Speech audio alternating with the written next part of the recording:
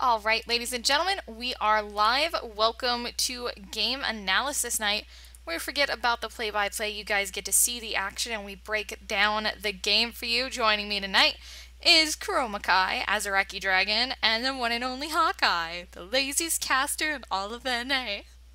Even lazier than me. I'm sorry. What I the hell? had to pick on you tonight. You haven't casted in forever. And Lunette is picking on you so hard. I know, right? This is I like have, comment I number have an 7. enigmatic personality that requires no training or upkeep. I don't know about that. I'm pretty sure you're gonna get into this and we're gonna laugh at you. Oh, that's. I joined so I Very could laugh at certain. Lunette. Oh, hey. That's not fair. Hey, Lunette. What? Fix your Don't fucking even know background. how You've had that 2 teaches. weeks now to fix that. Oh Still yeah. says Veruda. Come on. Yeah. I got it God. fixed. I got it fixed for when we were casting, and then it decided to go back to being that. So let me go ahead and log in and getting myself over on the dashboard. So I need a volunteer / victim to go ahead and go first, and I choose Hawkeye and Azaraki. Oh wow, I actually Oh. won't. Okay, then Hawkeye and Kuro. That'll work too. Oh god. Oh, wow. How many Oh. people are you gonna have in the same game at a time? All four Two of us. people. So 2 people. What, you're not doing it? No, we're gonna be switching people out. So claim your tits, man. Claim? I Clam. said clam, not. Oh, I heard claim, Claim. which was very creepy. Yeah, I was gonna say that'd be a little strange. These are mine.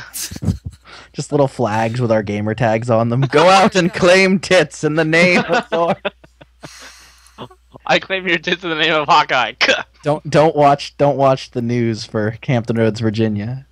Crazy man was spotted running around with little flags claiming tits in the name of Hawkeye. Right. That's just. My new neighbors are gonna think I'm really weird. We are off to a great start today, ladies and gentlemen. Of course we are. Every day's a great Hawkeye's just start sitting when there. Of course Hawkeye's we here. are. I'm here. And don't know what apparently claiming Any his of us claiming would nibbles. be- Alright. Alright, let's see here. Oh. The reason I'm having you guys do this first is because I have a little bit of work to do, and then I'm gonna swap in, and Azaraki's gonna swap in, and then, yeah, Can we're I just gonna heckle? play. It's gonna be like a rotating field of casters tonight. It's gonna be awesome. May I And- heckle them? Yeah, you're. Dude, it's game analysis night. You get to heckle anybody you want to. Mostly pro players and laugh at them. Oh, I meant these two. Oh, them too. Oh my god, one of my buddies Wiz is in here, so Just you wait, Dragon Slayer. Just you wait. yeah, so be sure to spectate off of me. We'll get into game quickly, and then you guys will be able to ham it up, you bunch of scrubs. On Kuro you. deeply offended me once Oh. again. Well, too bad. It was great. Alright, I finally logged into League. What game are we spectating?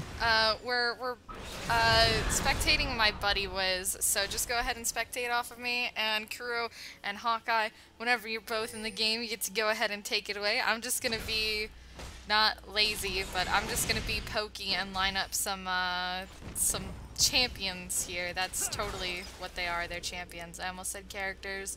Gods. Been playing too much Smite. Been playing too much Guild Wars 2. I blame Hawkeye for both issues. Whoa. Yep, totally your fault. Alright. Anyways, are you guys both in game yet? Absolutely not. But this Janna looks amazing. Yeah, victorious Janna. Proof that you. Torius got Janna is best Janna. I don't know about that. All I'm gonna say though I prefer is Frost. best skin in this game is definitely not Blitzcrank. I do love that. Actually, I would love to see a rusted Blitzcrank, the Oh laziest my skin of God. all time. Alright. What color's Blitzcrank? Brown. Yellow. Make him off yellow. We can resell it. Oh my god. that's I terrible. know one person who bought that. Or I've seen one person who bought Actually, I have it, so that. Oh, good job. they made it. They Alright. made it like You have 50 successfully RP or gotten something like scammed. that. They made it Wow. dirt cheap right before they got rid of it, and I was like, "Oh, I'm getting this. Like, I'm never letting Riot forget this. I'm going to have it, and they're going to have to pry it from my cold, dead finger." Wait, Rust? Blitzcrank? Rust Blitzcrank. It's Blitzcrank with some brown lines drawn on him, and they sold it for like 600 RP back in the day. Oh god. Oh my god. It I was have the to bring this up worst, now. the laziest recolor of all time. Alright, let me go ahead and bring up my model viewer so I can show everybody on the stream exactly what we're talking about. Okay. Now I kind of want to go watch It, that. it gives you guys a chance to go ahead and get into the game while I'm laughing at this We're skin. here. I'm just I've now only gonna seen watch it once this. in game. Yeah, so let's go ahead and take a look at Blitz. Once, there we go. Here we go, Blitzcrank, Rusty Steam Golem. This is, okay, so this is his Rust skin, guys. This is how he looks. This is As his soon as- normal skin. As soon as the commercial ends, I will be able to see this. Or that's totally not his normal skin. That is definitely purple, I guess. I guess. Yeah, I'm gonna go with the fact that my model viewer is bugged. Alright, I'm pretty sure he's not purple, but there you go. That's Rusty Blitzcrank. Boom, boom, blitz. Yeah, normal skin is now purple, but yeah, it's literally off yellow. Anyways, There he is. It updated. It turned brown. yeah, but now that you guys No, are, that was Steve Blitzcrank. yeah, yep, that's all it is. So now that you guys are here, Hawkeye and Kuro, go ahead and take us away to game analysis night. While Azaraki and I laugh at you. Feel free to interject if you ever want to make fun of these fools, Azaraki. Objection! Okay, I'm done. I feel like this is horribly unfair. Well, that was definitely a good ignite by Kha'Zix. He baited out Trinamir's Undying Rage and just waited for it, knew it was going to go down, jumped in and ignited for the easy kill. When you're playing Tryndamere top these days, like, essentially once they pop your ultimate, if it's while you're running away, you're pretty much dead, at least at this level. Like, X-Hazard is, former pro player. He's not going to miss an opportunity like that. If you're not able to be offensive with Tryndamere, you're in a really bad situation. And Kha'Zix is pretty much spending the entire laning phase just begging you to attack him. So that's a rough matchup through the entire game. Absolutely.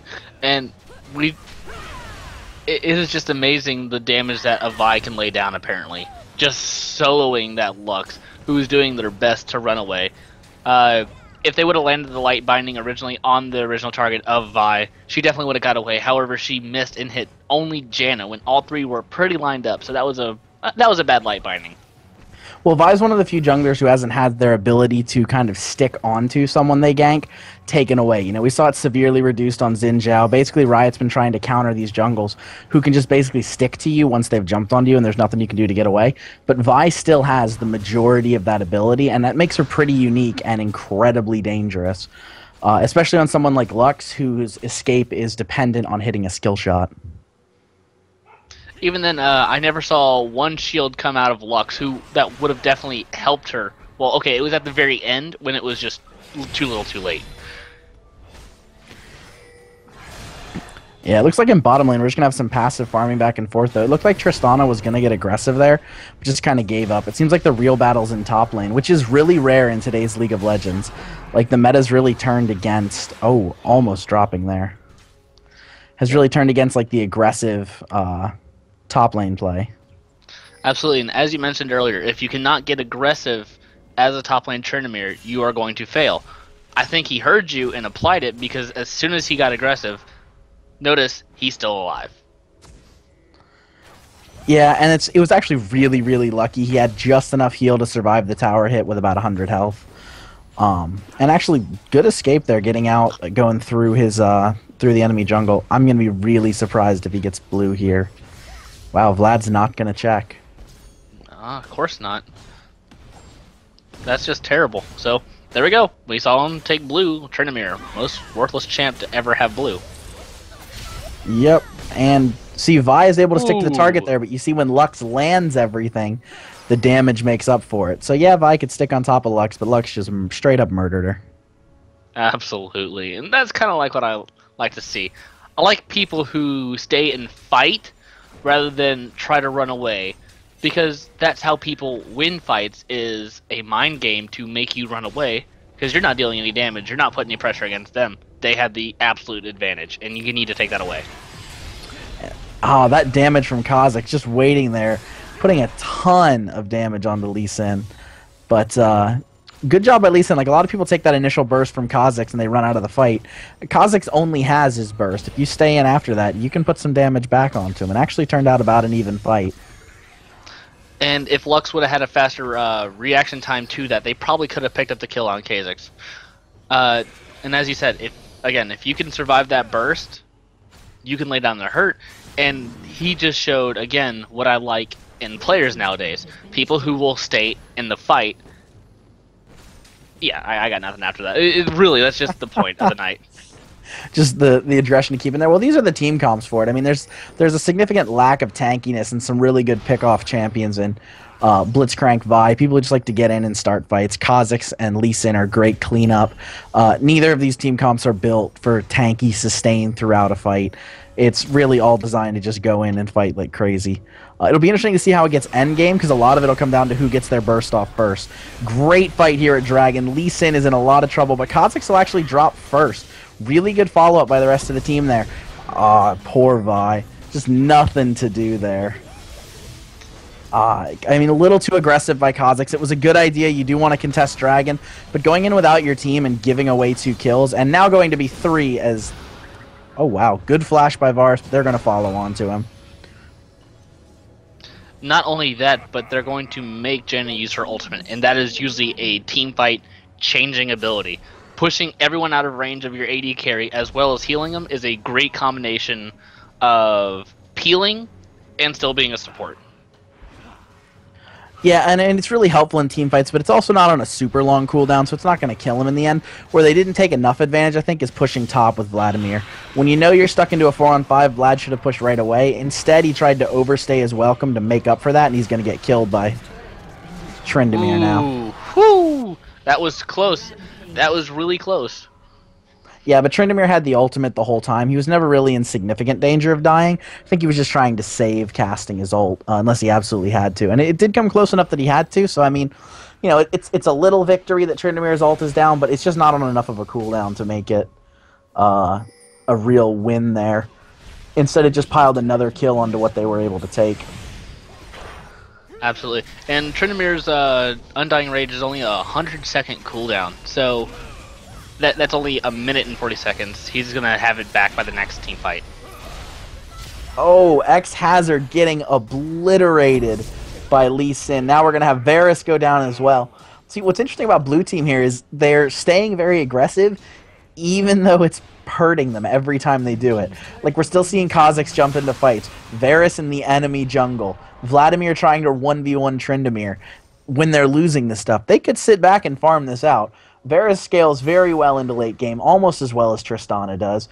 Blitzcrank is kind of reduced to just a pull at later levels, whereas Janna has a ton of teamfight utility. If they tried to make this a long game, they could do it well, but instead they're looking to take these 1-on-1, 2-on-2 fights everywhere, and I don't think that's in the best interest of their team. Yeah, finally getting Tryndamere down, but he'd been camping up top, took 2 turrets, a ton of CS. I mean, yeah, you killed him, but not until after he pretty much wrecked your team.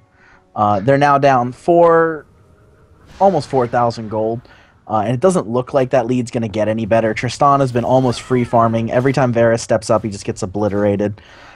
They need to change the way they're playing this game if they want to come back into it. The gold lead's not insurmountable, especially in solo queue, but they need to change the way they're doing things. There needs to be a significant change in strategy.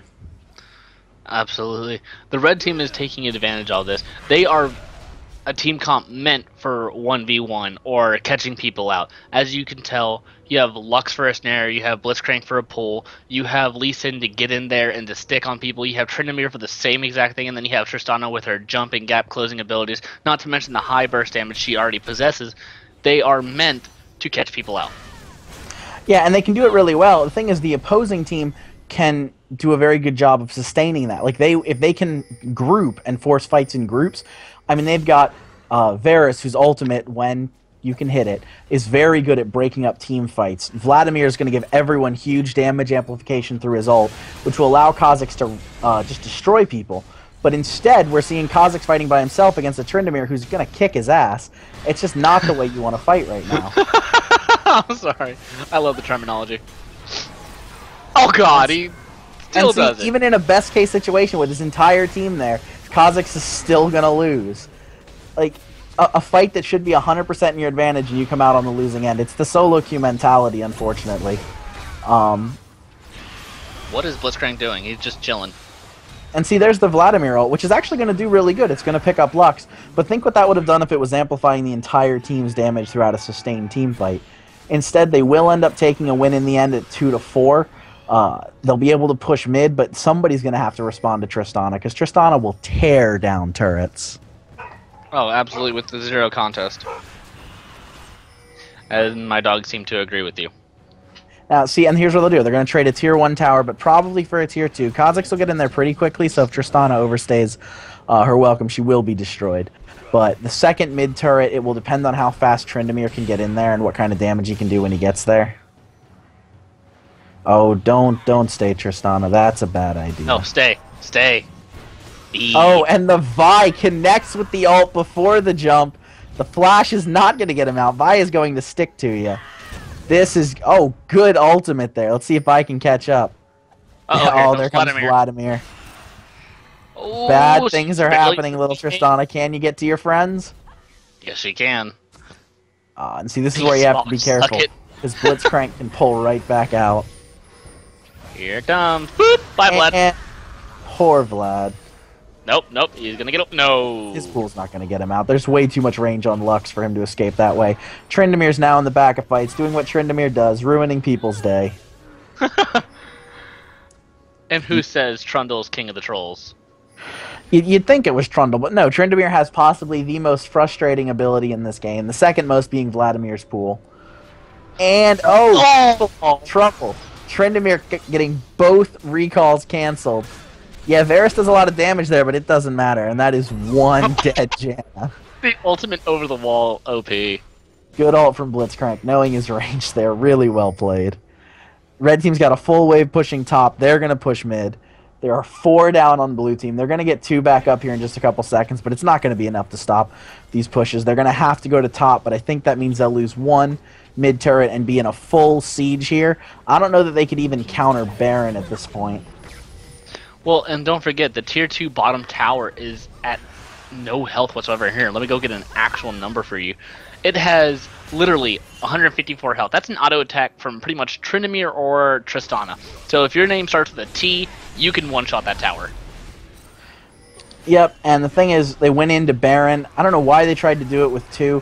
The rest of their team was almost there, and blue team can't really respond without the lanes pushing on them. Instead, Vladimir is now at 2... Or, not Vladimir. Tryndamere's at 2 low health to help. Wow, nobody helped Vi there. Vi had a good chance to initiate and turn that fight on him, but nobody else came in. Nobody helps. And Tristana, almost gets away. However, the Varus snipe was just too powerful for her. It ended up working really well. There was low health management. We did see Tristana fall, but everybody else on the team was able to move around and kite with low health, but still contribute damage to the fight. You had a Tryndamere with less than 300 health, still contributing auto attacks when Vi jumped in too far. He's now regained a lot of that health from the fight, and he's going to go right back in onto people. They're pretty zoned from Baron here. Like, unless they try to take it without Tryndamere, Kha'Zix is going to do bad things. Oh, poor Kha'Zix. But a lot of times, or sometimes I'm hearing you guys default back to just sort of recapping action or talking about the action as it happens. And if you're really looking for something to say, go for the item builds. I haven't really heard very much talk. I think I've heard 1 or 2 sentences about item builds this entire time, so you guys can afford to do that a little bit more. And to be honest, a lot of color casters shy away from that a little bit, so go ahead and work on that as well. And the first of the heckling starts. No, it's a good tip. I know. I'm just messing with them. Rar. I'm interested to see Dragon if they Slayer. actually try a fight at Dragon here. It'd be another one-on-one, which seems to be, again, it's the flavor of solo queue, but Absolutely. see if they So, attempt this. Ooh. Little we late were on talking this about attempt tanks earlier, and I had to agree with you back then. However, Vi is about the only person I see building any shape, form of a tank. Well, I mean, Vi can go pretty much defensive items because the base values are really good. Everybody else needs to itemize into either tankiness or damage. Like Lee Sin, you can go into tankiness. He's done it a little bit with Locket, But besides that, you trade a lot of your damage if you don't itemize into it, because the ratios are really good, but the base values aren't there. Same thing with Blitzcrank. You see a lot of Blitzcrank supports build tanky, and we have a little bit of that. Emblem of Valor, Ruby Crystal, probably going towards an Aegis there. But you still need the mana regen, the other utility items first. Ruby Sightstone, I mean, you can argue it's a tank item because it's health, but it's more utility. You'd never see a straight tank grab a Sightstone because of its health values. Well, so that's kind of the problem. Pre-nerf, you actually did see tanks picking up the Ruby Sightstone because of the health it gave, the cost it was. And that is why they increased the cost. Or, excuse, not really increased the cost, but lowered the health by 100 to where it wasn't worth it anymore. What they did is lowered the health and the total cost, because the whole point of it is to be a support item. Tanks don't need an item that also gives them wards.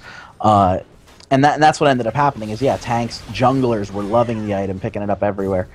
Good hook by Blitzcrank, but Kha'Zix smart enough not to attack in full tower aggro. Until he can get the kill. Good jump in and out by X-Hazard there. Absolutely, and that's exactly what you got to do. You have to know your skills, know your cooldowns, and especially know how much damage it's going to do.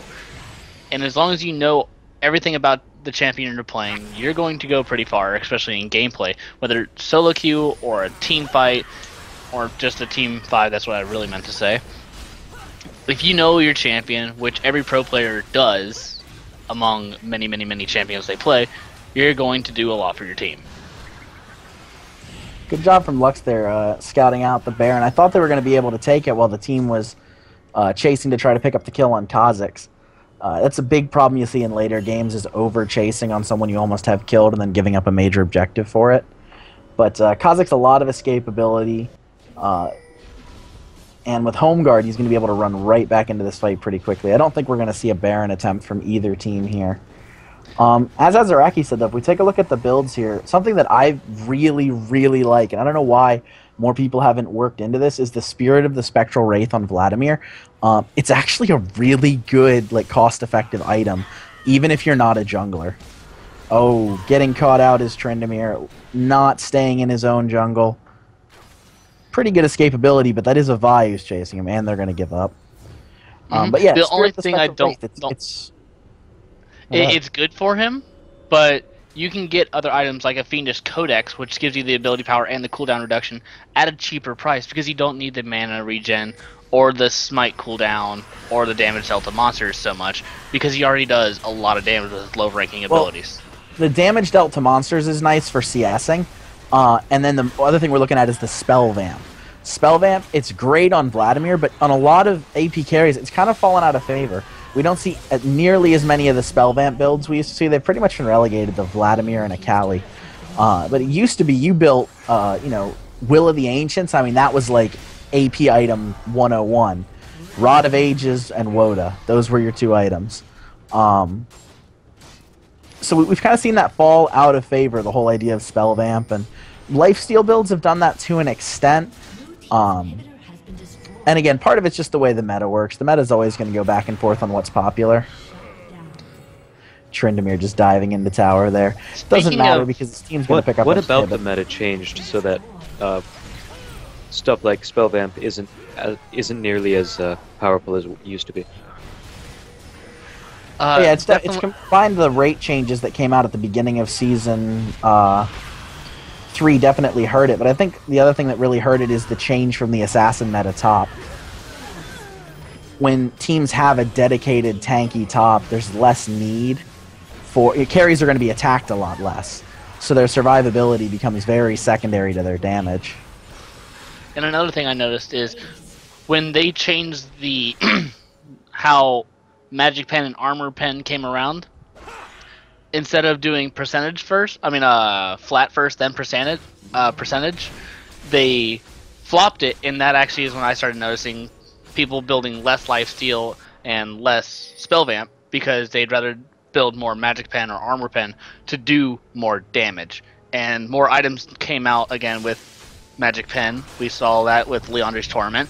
We saw Armor Pen items. Black Cleaver became a huge item for a while, and then it kind of scaled off. But that's when I noticed the big change.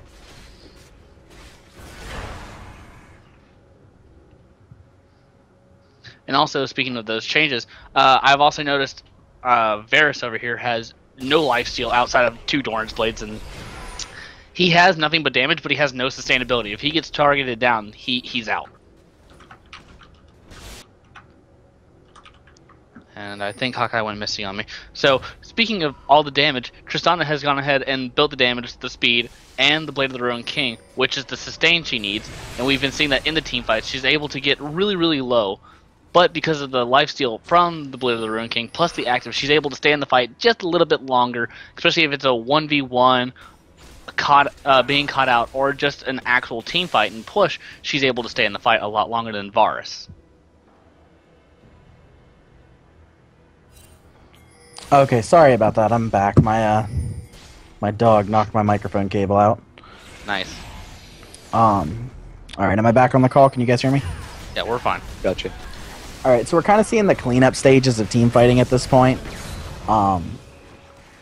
Red team just has a little bit too much power to be countered. It's interesting because the gap didn't develop that quickly, and it's still not a huge gold lead. But we're just looking at the way the fights are developing. Red's positioning much better and doing way more damage. Tryndamere is just a menace. He's basically running around ignoring champions and wrecking the base. I thought that's what he was supposed to do with his Undying Rage. Oh, that's just mean. That was dirty, I agree. Kills the tower and then kills Vi. The entire time she was just beating on him, and he was like, I don't care, Undying Rage. They are able to pull the ace here, but I don't think they're going to really be able to do anything with it. Baron's down. They aren't able to push out of their base enough to take any significant objectives. They're at one of those points where you need like 3 or 4 aces just to get back in the game, because you need both of your inhibitors to come back up. You need the lanes push so you can start pushing again. And then you can try to take towers in the enemy base. A Baron coming back up, I mean, that'll help them a little bit. But even taking a Baron at this point, it's just going to help them defend their base. They really need a solid team fight with inhibitors about to respawn, not inhibitors having just gone down. Well, we'll definitely be seeing Baron come back very shortly. In about, another minute and a half is when we'll see Baron respawn. So you're definitely going to see people starting to drop wards and make more map awareness. Hopefully the blue team will notice the timer and go ahead and place their wards. However, I believe Blitz is just scouting through. Let's see. Does this man have an Oracles on him if my mouse would let me do anything? No, he does not have an Oracles, but he is placing wards for Baron. Yeah, I mean, ward should be everybody's job. I think the changes to Oracles have really made it fall out of favor. Like, even if you play perfectly with an Oracles, you're still only going to have it for 4 minutes. So it becomes less something that everybody just runs around with to something you keep. You pop it for a specific objective. It's like, hey, we're going to go Baron. Pop Oracles, clear the area. Whereas before it was like, have Oracles always, because why not? Right. It was a 400 gold item, and you could usually make it back up, assuming the other team kept vision for their own tactical advantage. So it went back and forth. The supports were able to maintain their gold, gaining back enough money to continue purchasing wards, plus their gold GP10s, plus their runes, if they have them, for that matter. And you could always have an Oracle up and running.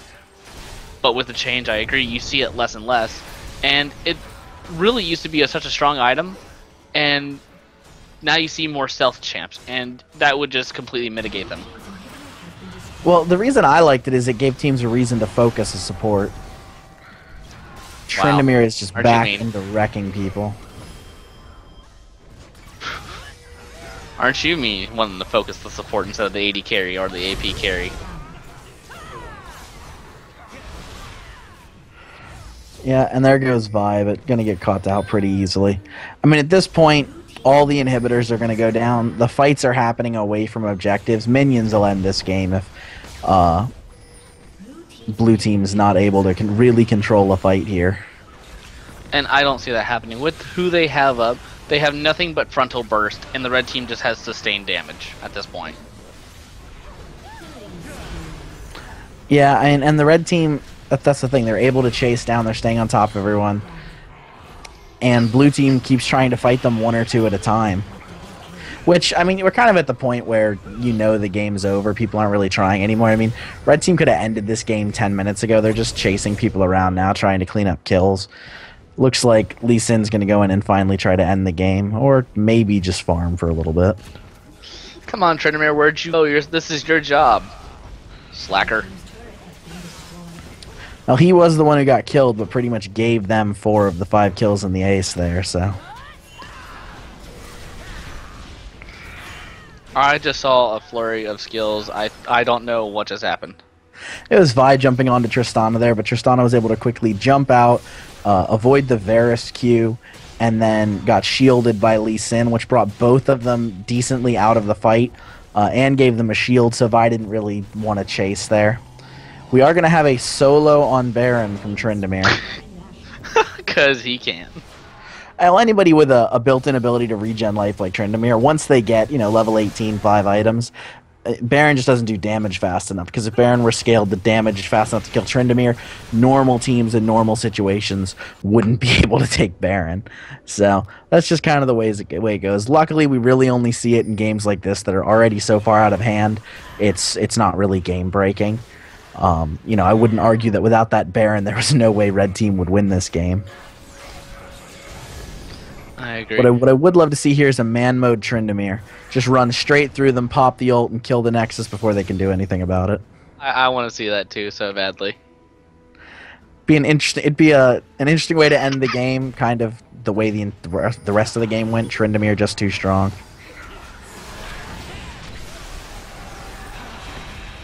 Wow, good pull by Blitzcrank there, but it was right into the middle of everything else on the team. So they weren't able to take the kind of advantage on it they'd like to, because they literally pulled them right into their allies' burst that everybody was backing off from. Looks like Blue Team did a really good job of counter-engaging that. It was not really the best for them. However, you're seeing Blitzcrank just go at it, and maybe he will be able to end it before... I think it'll be very close now that the waves have spawned, because the minions aren't hitting the Nexus anymore. I don't know if Blitz can quite do it. Oh, they get the ace, but I think the Nexus will still fall now that the super creeps are back on it. Yep. The wave couldn't quite hold on long enough. They did a good job getting Blitz in time, but they weren't able to eliminate the super creeps, so... kind of a rough end there. You're almost being toyed with for the last 10 minutes of that game. They didn't really have a chance to come back. No, not really. However, let's go ahead and take a quick recap. As we saw, the Blue Team is mostly in the negatives. You have 2 people pulling out in a positive manner, and that's Varus and Kha'Zix. If that was surprising to you, then you shouldn't cast anymore. However, the farm looks very good on Varus. Despite the fact that they were at such a disadvantage the entire game, he managed to stay pretty farmed. And I like that. However, when you look at the Red Team and you look at their farm and their kills, it just is completely outweighed. Yeah, it didn't go well for him. The thing is, the kills were never that big a difference. The gold was never even that big a difference. The team fighting was a pretty big difference. Vlad's name's not glitching out. His name is 2 unregisterable characters, so that makes it look blank. Yep. Yep. People think they're really cool when they do that. Thing is, it's like freaking impossible to add them to your friends list, because there's Hey, what was that notepad? Characters. So It's like Braum and his O. well, you can find that. Like, you can look up that O and find out the number pad key to get that. But the thing is with that, there's a lot of different unregistered characters, so you don't even know which ones he picked. So you have to try, like 30 combinations to figure it out. And the best part is, is that a second King Tryndamere?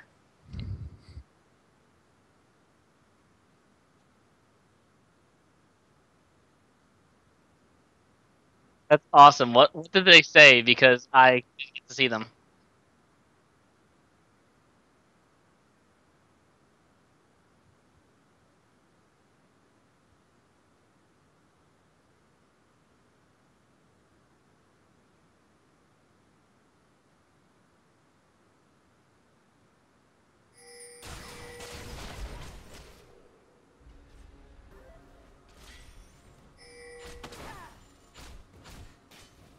You know the best part is I never read the notes. And no, it's your Is turn. this in the TDTV chat?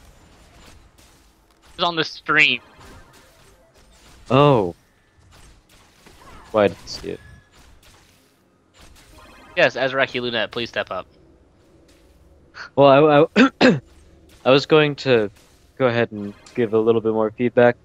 This is mostly these two things are mostly for Kuro. First of all, you don't really need to remind everyone that you're acknowledging what your co-caster said after everything they say before you say your sentence with something like absolutely or I agree or something like that. Once in a while is alright, but remember to not do it too often. And another thing is if you make a joke, follow it up with another sentence. Follow it up with some color casting or something of the sort. If you just have a joke and you leave it out in the open for your co-caster, in this case Hawkeye, to basically say, is he going anywhere with this or is he going to stop there? So follow that up with something. It makes it a little less awkward as well. The awkwardness is great. No, I'm kidding. So were we doing like dual color commentator there? Because I wasn't sure if I was supposed to That's what be we're play by supposed to playing do, or not. Yeah, we're doing dual color commentary. Okay, because like I was like nobody's play by playing. This is not okay. And so then I started doing it, and Lunette slapped my wrist. She said no. She said no. She text slapped my wrist. It was very sad. Team's turret has been destroyed.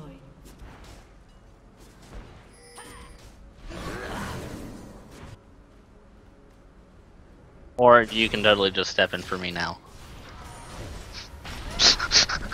Well, so do you in that respect. Uh-oh. Oh, come on. She knows she's not a color caster. She's a play-by-play, mostly. Yeah, but I'm gonna say this, and don't take this the wrong way. One, I don't need as much work as Kuro does on this particular issue. I've had a lot more experience casting. And two, I'm the boss lady, and what I say goes. Apparently Dice wants Lemon Horse. So until he gets that, I No. can't do it. No. Oh, I said that during the Dota 2 tournament. It went over so horribly. Oh my Nobody knew what I God. was talking about. What happened? Good. What did you do? It was on the Reddit thread for the Dota 2 tournament. I was not on my work account. I was on a throwaway because I have a throwaway to joke on Reddit that's not tied to my work account. What did you say? And somebody was talking and they were like complaining about a decision I made where a team got a 1-game like suspension. Like I made them forfeit 1 game for being 2 hours late in their best of 3. Well, yeah, that's reasonable. Yeah, but it was one of the fans of the team, and I actually really like the team. They're really nice guys. I felt bad about doing it, but they were like, we got to protest up in here. People can't be doing this. Why is everybody hating on Mao's? It's probably racism. They don't like the Germans. And I just responded under it, and they're damn lemon whores. Like, there are people commenting on it, and they're, what? German lemon Nothing. whores? What are, Absolutely just like, nothing. just it got nothing, and I was like, oh, TDTV jokes. Oh. They're good jokes, though. They're good jokes. Now, hopefully nobody finds this video so nobody knows what you've done. I hope they find it, actually. I was actually hoping I inspired some people to find the lemon whores. Oh, good God. Oh, man. That's Seeing good that would times. just... Good times. I want to go back to chat commentating, but you guys aren't letting me have my fun. I'm rather grumpy at this. What chat are you talking about? The in-game chat, I'm literally just sitting in-game, like, talking about the game and basically color to no commentating one? from a chat box. No, the stream is watching it. They're laughing their asses off. Oh, okay. I was gonna say, like, because nobody can see that. Oh, no, What I they will can see say, it. what I will say, I don't like about this, and this is, I found myself like the stream's delayed, so I couldn't tell anyways. But I'm trying to like talk about things, and I had no idea what the stream camera's looking at. Like, I'm way too used to being the one streaming. I know, right? So like I'll be talking about a lane and then I'll look at the stream and go, wasn't even looking at that lane. They're like looking at the mini map going, oh, that's what's happening down there. Why the fuck's he talking about that? Oh my gosh. Yo, good job. Everybody says chat casting is OP and that it should happen more often. Okay, I'm gonna chat cast now. Yeah, but you're not. Yeah, I'm doing it it. doesn't work the same way. I'm gonna do it. It do- It's not working. I'm beginning to hate you Wait, guys. if you chat cast, it just goes to nothing. Like the internet might laugh for you, but I'm Dota 2, doing it. all spectators have a chat with each other, which is awesome. I typed in its OP and it told me to shut up. Yep, that sounds about right. Yep. Anyways, Hold on, I gotta go. My dog's really high, and she's trying to jump in the dryer. What? Did you do to Your your dog dog? is really high. I don't even know what to say to what just happened. So Azaraki, why don't you get in here and start talking about what's going on in this particular game? Well, Hawkeye's dog is pretty high. And trying to jump in a dryer, mind you. This is serious business. Yeah, this Alright. is something. Unfortunately, I didn't really see most of that fight, but I do see one of the main drawbacks of using Karthus is that sometimes when there's a good opportunity to use your ult, you really get caught out by whoever your opponent is. Maybe it's mid lane, or maybe it's even jungler who finds you at that point, and he really just gave up a kill for the ultimate. And I got in here a little bit late, so I didn't actually see to what extent his ult actually brought to his team. But all I know is that at some points that's not the best decision. But we do see the Blade of the Ruined King on Vayne, which is a very standard item, which is something I expect to see on Vayne nowadays. Most of the time being a first item build, and that's basically because she scales so well off of it. It gives her the percentage damage on the it gives her a percentage damage on every hit, and it also gives her a fair amount of attack speed, which she scales off of very well, and she gets her own sort of true damage percentage off of that as well, and it gives her not only that, but lifesteal as well, which really helps her out. So it's a very good buy on Vayne, and I cringe sometimes when a lot of people decide to go for straight up damage, building 2 core damage items before building 1 attack speed item, because it's just not playing to what she's good at. Yeah, one of the other things we're seeing, though, is despite Vayne's ultimate, her being past level 6 and working into that Blade of the Ruined King, she doesn't have enough damage to contest with Varus right now, who's got that Bloodthirster. I'm actually going to check how stacked this is right now. So it's about halfway stacked. I mean, Varus was able to pretty much 1v1 Vayne with her ultimate up, and that is a huge deal even at this level. So even though that attack speed is nice, she's not going to be able to win those straight out 1v1 engages until she has a couple more levels on her and has managed to complete that item. Well, the thing about that is that she doesn't actually have the Blade of the Ruined King yet, so she doesn't have the attack speed, so I'm not quite sure what you were expecting. Like, oh, she doesn't have enough attack speed to deal with that. Well, yeah, she's gotten a dagger in Berserker's Greaves, hasn't even finished the Oh no, Blade of the Ruined King. I'm just pointing out the fact. I mean, she's further behind in CS. She's down a few levels. She just can't tango with the enemy ADC right now. And, you know, it's allowing the lane to be pushed. You can already see that they've lost their tier 1 tower down there. And now they're stuck defending their tier 2 tower. That's also a case of being against a Varus Sona lane while your own lane doesn't have any sustain. You have Lulu's shield, which is sort of an odd form of sustain where it can shield you from damage. It's sort of prevented sustain, but it's just not quite enough to deal with the immense amount of poke that Sona Varus is able to bring out. And honestly, I really would have liked to see them pick someone maybe like Taric, who's not only got good disengage but also has a heal himself, or someone like that, because against a heavy poke lane, one of the best things to do is to go for the sustain lane. Yep, and then you have Tryndamere, and Tryndamere is just an asshole. I mean, seriously, we learned that from the last game. Tryndamere's a butt. But seriously, talking about these AD carries, you know, Varus has become a lot more popular lately, mostly because I think it comes down to people getting more used to how you have to position him in fights. He's one of those champions where he doesn't have an escape mechanism, he doesn't have a tumble, he doesn't have Valkyrie. He's got no real displacement that can help him reposition himself in fights if something goes wrong outside of his ultimate, which is delayed anyways in terms of snaring the entire team. But what I like here is that Varus is a hyper carry champion. You know, he's basically a high risk, high reward. If you can get fed with him and you start to get those kills, you really do start to snowball in kind of the same way that Vayne does, which is really nice. So I like seeing him picked up more, but I agree that, I mean, Vayne just needs the safety in lane, so I don't mind the Lulu pick at all. I think it gave her a lot of safety and stability in lane. Outside of the fact that she's died 3 times, so we didn't see that laning phase, so I can't attest to how this Vayne is playing, or maybe if this particular Vayne is just derpy. Yeah, that might very well be possible. Going back onto the Varus pick in how it's become a much more popular pick in season 3. It's also part of the reason for that is, as you said, he does have some problems with positioning, but the meta has shifted in season 3 to the point where that doesn't matter as much as it used to, where a lot of fights are actually ended within the first couple seconds of the fight, and we just see a lot of big AoE abilities in this meta right now, especially since Sejuani has recently gotten a buff. Her AoE ultimate, if she can land that correctly, then there goes most of a team fight in your favor. You can follow that up with AoE heavy ultimates like Lulu. You can follow that up with people like Sona, who's got her AoE ultimate, and it's also another reason why Varus complements this sort of change in meta very well as well, because his ultimate is also a very nice AoE crowd control, which really helps win the initial team fight, which in this meta helps you win the rest of the team fight. And we're seeing so many AoE team comps, and we're straying pretty far away from the big split push comps as well as high mobility comps. Yeah, that has something that's become more popular. You know, Varus really does lend well to that, but with the Sejuani rework and even the Trundle rework, we can see that coming really to light. Sejuani has definitely been the favorite out of the two because she does have that AoE. You know, they recently buffed the ratio on her W, they gave her Q and knock-up. She's got so much CC still attached to her kit, and this amazing tankiness that lends even further to her damage.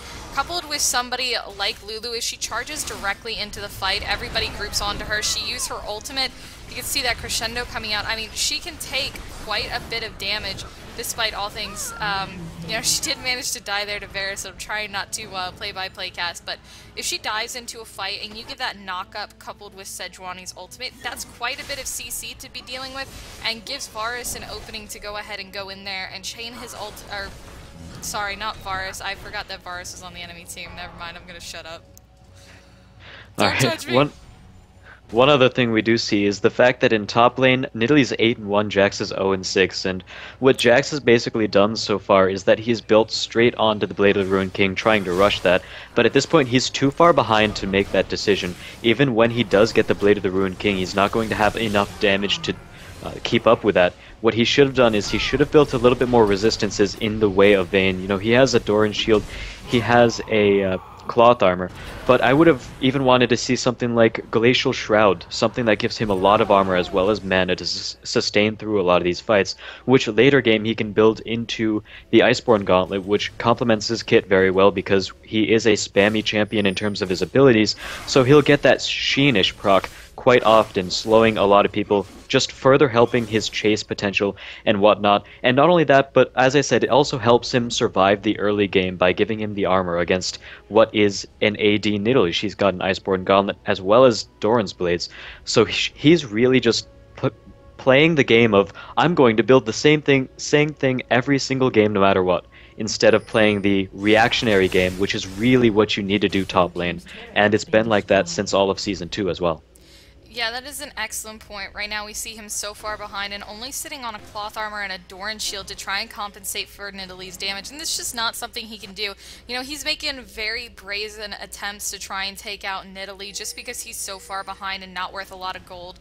But even the tiniest bit of gold is really just going to help to snowball this Nidalee. We saw him dive past a tower against two people to try and go ahead and pick her up, and she still managed to live even with the Karthus ult thanks to her heal. I mean, it's just, it's probably not the best way to go about things, and it's causing them a lot of issues. Jax was one of those champions in Season 2, and even in Season 3, that was essentially a ticking time bomb. You know, once he got a couple kills, he was going to snowball. You know, you got him into late game, you got him a single kill, and you just waited for him to get big. That really isn't the case here. You know, he's trying so hard, but he's so far behind. We can look at his level and see that he's level 11 compared to now level 15 from Nidalee. This is a huge difference, and he's just not where he needs to be. Yeah, we've seen that Altec on Vayne has actually ended up finishing his Blade of the Ruined King, so we're seeing a huge damage increase from him, and now he's picking up a few kills as well, at 5 kills, so in line with kills with Varus, and it looks like that's going to change fairly soon as she's going to pick up the kill on Jax. And like I said, once she gets that big attack speed item, her damage output is basically going to exponentially grow. It's a very, very amazing ability she has with Silver Bolts, and that's really what makes her such a great AD carry. you know, her tumble isn't really the best escape. If you compare it to things like Arcane Shift, Quick Draw, or Corki's Valkyrie, things like that, it's really not that good. It doesn't give you a lot of mobility. It does give you a little bit of extra damage on your next auto attack, but ultimately it's not as good an escape as most other AD carries have. Obviously, if we Right. compare it to Varus, that doesn't really count. But the main part about Vayne's kit is the fact that she has silver bolts, and that's what makes her a spectacular AD carry. Yeah, you can see even going up against Varus 1v1, he got the advantage of getting down a lot of poke on her before she was able to turn around with her ultimate, and she still was able to take him out because of that life speed, because of that Blade of the Rune King damage. That lifesteal was just invaluable to her at that point, and she was just able to take him down thanks to, again, the damage coming out from her silver bolts. Those procs are really important, and now, even though Jax is coming up here, she's still going to manage to go ahead and take red buff. Yeah, and Condemn being another great aspect of her kit as well. Pretty useful. It makes her... It basically tells people, stop chasing me. If there's one person, it's really one of the... Wow, I'm not sure why she actually stayed back in that fight. Obviously, Jax has got some pretty nice gap closing in his kit. Not sure why she stayed in for that, and she knows that he has a Blade of the Ruined King at this point as well, so really should not have caught him off guard, and Vayne not making the best decision to stay in there. Yeah, I mean, Jax was able to come in. That Blade of the Ruined King proc was nearly enough to take her out, so perhaps not the most cautious play, though Lulu did an excellent job making sure to get the shield on her. Glitter Lancing behind gave her all opportunity to get out, even slowing the base movement speed at Jax at one point with her W, coming out with that Whimsy to essentially silence and pacify him. So perhaps a little bit of a mistake on her part. Perhaps she got a little bit overzealous, thinking about what she could do, what she couldn't do, and not necessarily understanding what Jax's output could be if he got close enough. But in the meantime, Karth is dying in that mid lane. That Zed damage is so strong. You know, he recently went through some changes in his kit, and despite that, his ultimate still does so much damage. It's really hard for squishy characters like Karthus to deal with. Yeah, and Vayne right now is going to be trying to solo Tryndamere. Lulu's going to help out with that, and this really just expresses more of the power that she has. Wow, unfortunate dash trying to get dash through the wall, but Lulu was also there as a follow-up. And right now, even though Vayne didn't have the best early game, obviously Varus outlaned her, it's at this point where she has those big attack speed items, and people still think... They're still under the impression that she's been shut down, and even though she was, she can easily get back into the game with the attack speed items, and she scales so well off of those that you don't really need to be ahead in terms of items, but if you can make good use of the attack speed items, then that's more than enough. So we're going to be starting to look at this team fight in the mid lane, but really it was just a bad initiation on the part of the red team. Even though they have their own AoE ultimates, they really need to look at the 3 of the members that they had with them at the moment compared to the 3 that the blue team had. The blue team, they had really much more synergetic.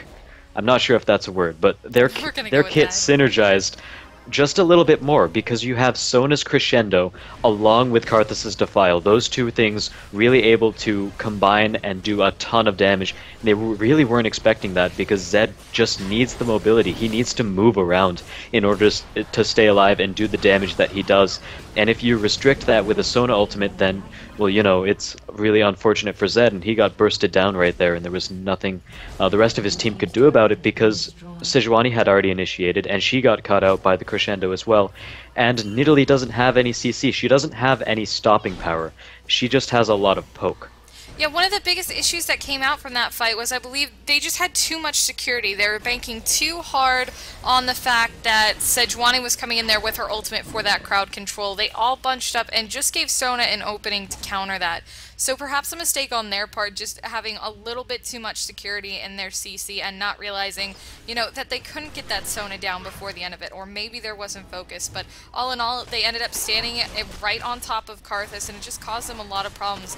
And I'm interested to see how this bot lane fight will go, especially with that exhaust out followed by the Endless Rage. It'll be interesting to see if Vayne can actually go ahead and do anything to outlast this, and it looks like she's actually going to be able to take him down. Sona even trying to come in with a flash, but not going to be able to pick it up, and I don't even care that I went into play-by-play mode there. That was an excellent job on the part of Vayne. It really was, and it was, once again, the blue team just underestimating the amount of power she has right there. And it's at this point where we see the fact that, well, prior to that fight, they had basically the same core items. Berserker's Greaves, Phantom Dancer, along with the Blade of the Ruined King. All three of them had all three of them. Both of them had those 3 items. And just now Vayne bought the BF sword, and that really wasn't a factor in that fight. She didn't have it yet. So we can really see how she uses those items to her kit much better than Tryndamere does, which is something that we always need to consider when talking about item builds, is that even if 2 champions build the same items, if one scales better with certain items, they will do better, and that's one of the main points I always like to bring up with Vayne when people try to build her with damage first, and we're just seeing it play at work right now if you build attack speed. Sorry, I just got really distracted by something somebody sent me, and all I have to say is I'll make sure to bring a Sharpie to PAX. What the hell is wrong with people? Anyways, no, despite the similar builds and despite the invulnerability that that Tryndamere gets, it's the Blade of the Ruined King and the true damage coming out from those silver bolts. It's really making the difference in these fights. That tumble and invisibility, keeping Vayne safe from 1 to 2 auto attacks, is really making a huge difference here. Though it doesn't really help them in terms of team fights when they're not really able to fight with Vayne, and you see Varus and Sona lining up those ultimates so well. They outweigh the Sejuani ultimate once it's down, once she's tried to use it to pick off a couple people. They just come in with that, and it chains so well together that they're pretty much able to pick off whoever they want. This fight is actually very interesting. What I really liked was the big sort of blitzkrieg play that the blue team pulled there. You know, they had 3 people mid, they were pushing, Vayne was down bot, the red team was scattered a bit. So Karthus was basically saying, alright, I'm going to teleport in, we're going to take this tower. And they did. It was a fantastic play right there. Where they went wrong was just the fact that they stayed in there too long. The red team was able to get back, Vayne went back, and she was now in the fight. And they just stayed way too long for that and ended up dying as a result. So that's really one of the main things that I see wrong about a lot of teams, is the fact that they like to overstay quite a bit. Yeah, we saw Tryndamere there, just able to kind of backdoor that inhibitor. Nobody really going to respond. Despite this, the red team should be able to come up here and manage to get this inhibitor in turn, though they did pay with Zed's life. And Nidalee's tanking up, that she can kind of just sit in here and afford the extra auto attacks while the squishier backline of her team backs off, not wanting to deal with this Varus. So very nice play on the part of really both teams there. Lulu tried really hard to stop that Tryndamere. Unfortunately, there was just no one on her team to really follow up with that. Yeah, one thing I would really like to point out is the fact that Trent did decide to split push the inhibitor at that point. Not sure why he didn't go back. He knew the rest of the red team was there, and he just got caught out. And so is Sona, but I was going to say, it was a good play by Tryndamere. If he'd have gone back, he would have definitely prevented his own inhibitor from going down. But at this point, I think it is a better choice for him to take the enemy inhibitor instead, and that would basically set the map control in both teams' favor. However, in terms of pushing, the blue team has the favor in that. You know, they have champions who have huge AoEs, like Karthus. They have Jax, who uses attack speed as well as on-hit procs in order to clear waves really, really quickly. They have, just in general, more wave clear than the red team, allowing them to push lanes faster, which in turn gives them more map control, which is ultimately what they want. Unfortunately, they're not doing that at all. Karthus was basically pushing mid. He had a little buddy in terms of Sona, but there are 4 members of the red team. They really just overextended there. Yeah, unfortunately going into a 2v4 is not the best situation. Now, we did see Sejuani expend her ultimate there, and I'm curious to see as to whether or not this is going to be something that really comes back to haunt them in this team fight, because we know that Sona and Varus, despite Sona's ultimate being down, is going to provide a lot of crowd control, and Jax is pretty much going to be looking to stick to Vayne. So I'm curious to see what will happen here, who's going to win out in this poke war. I mean, Vayne has her ultimate pop, but it may not matter if Varus can put out more crowd control. Yeah, that's really one of the main things that distinguish these two AD carries. Vayne does more flat-out damage, she'll win in a 1v1, but Varus, as we've said, has his CC, which is a huge, huge part of his kit. Even though Vayne has a little bit of CC on her own, one of the things is that fact that Varus can CC an entire team, which is really, really great.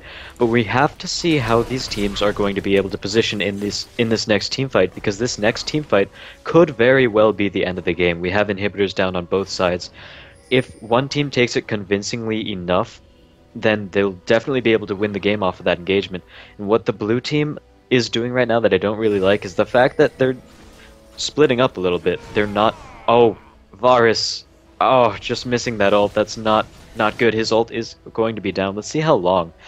It's going to be down for 90 seconds, which is something you really don't want. There's most likely going to be a fight within the next 90 seconds, and there's another problem that I would like to point out, is the fact that Jax just tried to solo Vayne top. Obviously, she is split pushing. Could have stayed together in mid and won that team fight. They could have easily taken the team fight, pushed down into the enemy base. They have a minion push, they have super minions, and they'd be able to take out 1 or 2 Nexus towers before Vayne could actually get the inhibitor. So really, not very good team communication, team play in that fight right there. Yeah, you know, part of the problem I'm noticing here. Oh my god, Karthus, what are you doing? I know, right? It is partially Varus and partially Jax. Jax was down this entire game, and though he got a kill, he's just spent the entire game overextending quite hard, and it's not worked out well for him. Vayne has pretty much just been able to exploit this, and the other issues that Varus overextending, you know, it was a good combination on the part of both Sejuani and Lulu. Sejuani went in, and immediately Lulu went ahead and ulted her to get enough crowd control on Varus that he could be picked off without a problem whatsoever. So just really solid plays by the red team, and unfortunately too much overextending and a little bit of overconfidence on the part of the blue team is really leading to their demise right now. One of the biggest things I notice about this game is the fact that the blue team has really been pretty bad in terms of their positioning, the fact that they're getting caught out all the time, and on top of that, they're not really communicating very well either, which is really the reason why they're losing this game and the reason why they may have lost this game. I mean, Karthus right there, he just kind of tunnel vision onto Vayne. The game wasn't necessarily over yet. You have Tryndamere up in a few seconds. You have Sona up in a few seconds. They could have stalled the rest of the team instead of trying to tunnel vision in and go straight after the Vayne, but instead they decide to tunnel vision, and basically Karthus died and the rest of their team was able to push down on the inhibitor.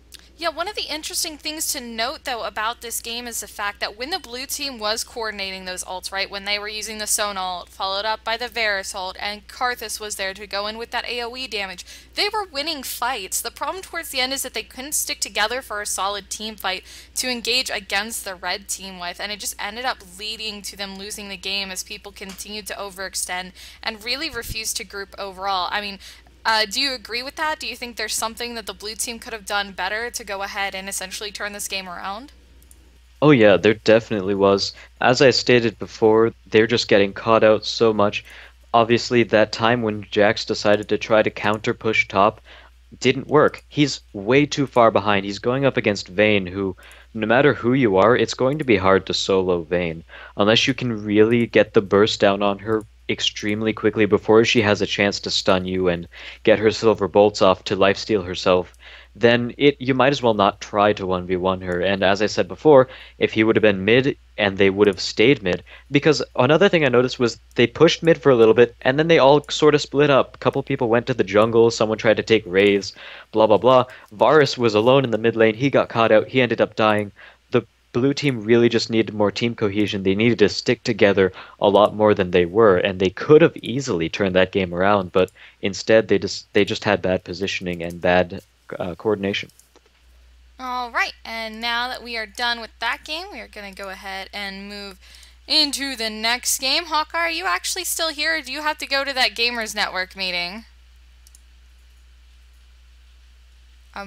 I'm gonna go with okay. There's a chance he's already gone. Cricket? Yeah, I'm pretty sure he's already gone. Anyways, I should actually be at that meeting. I'm gonna be real. I should be at that meeting, but I'm gonna go ahead and do this instead since I'm still here. Kuro, if you want to go ahead and jump in now that, I mean, you've had a little bit of time to go ahead and evaluate some of the things that have gone on, that would be awesome, and maybe we can see a little bit of improvement in terms of the color casting. Wait, I was supposed to be improved. Aww, the chat box. Yeah. Well, I'll let you go ahead and get into this. It's 3-0 at 4 minutes into the game. Lineups are for the blue team, we've got Kha'Zix, Renekton, Nasus, Sona, and Ezreal versus a Kog'Maw, Jace, Lee Sin, Kennen, and Taric. Interesting to see a Kog'Maw in the game, so hopefully this will give you guys lots to talk about when you get in here. And this may or may not end up being the last game of the night, depending on how quickly it happens. So come in here and get to it, and then I'll jump in for the last game, and then Azaraki can take a break while you guys have at it. Yeah. My client hates me. Does it really? What's going on? Yeah. It just bugged for a little bit, but so I'm just being a loading in general now. asshole? Yeah, a general asshole, and it's taking forever to load. It's doing the thing where, you know, everyone's summoning, but we're still gonna make you wait for another couple minutes. Oh, that's I love fun. that. Yeah, that is annoying. Wow, I'm already in the game. Cool. Good job. So, Well, also, what the hell, Jace versus Kha'Zix mid? You know, normally you see Kha'Zix versus like a bunch of squishy champions in mid, but no, now he's going up against a Jace, so it's like a normal top lane matchup having a brawl in mid. yeah. Exactly. As are you in now? Yes, I am. Okay, cool. You guys have fun. Alright, Fun, so fun, the fun. score is 3-0. We see in the bottom lane that quite a few trades are going out, and we're getting to the point where Kog'Maw shouldn't be doing what he's doing right now. He's easily losing these fights mainly because of the amount of damage that Ezreal is able to do. But actually, that was a pretty good passive on his part. But now, at this point, Taric's going to be the one getting caught out, and really, once again, it just didn't quite work in favor of the bot lane. Kog'Maw really does not want to be forcing this amount of aggression. He doesn't want to be pushed that far back because he has no escapes. He's Kog'Maw. He's one of those... Like we said before, he was one of the AD carries who doesn't have an escape, and his main strength is his ability to do percentage health as well as outrange people if he uses his W, whereas Vayne just sort of had her percentage damage on Silver Bolts as well as true damage. Kog'Maw, he has extended range as well, which is something he really needs to utilize, which he honestly didn't in that fight. He and Taric tried to go in for the kill. Unfortunately, that did not work out for them, and Ezreal was really just able to turn around and outplay Kog'Maw, especially when you get as an Ezreal in these early levels, and you're against Kog'Maw, who in early levels is really not a great champ. Sorry, I was muted there for a lovely cough attack. Anyway, speaking of all the aggression, I would think Kha'Zix would be a lot more aggressive, especially when he had the double buff versus this Jace.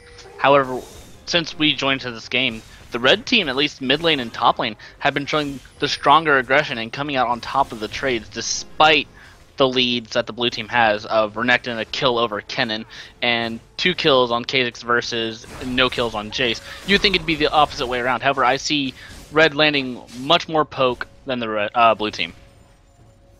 Yeah, poke is really one of the names of the games right now, and mid lane that's really apparent because we have Jace, who's really known for his poke. He's able to shock blast from a huge distance. Blue buff going to him right now since they sent him mid, and even if they had Kennen mid, he's still an energy champion, though it would be a little bit harder for him to get to the blue. Nonetheless, it's a very good choice to have blue buff on Jace because he's going to be able to spam that poke a lot more, and we're going to see throughout the course of this mid lane, as if he can play this right, if he can keep his distance from Kha'Zix, then he's going to be able to poke him down really easily and end up winning the mid lane battle. And not only will he be able to poke better, bro, he'll definitely be able to charge that Tear of the Goddess that he has going. Because the more mana regen he has, the more spammability he has, which means more poke, which means more aggression to eventually winning the lane over Kha'Zix, who needs to be in close to do any real damage. And there we saw one of the advantages of running a jungler like Nasus, like Shaco.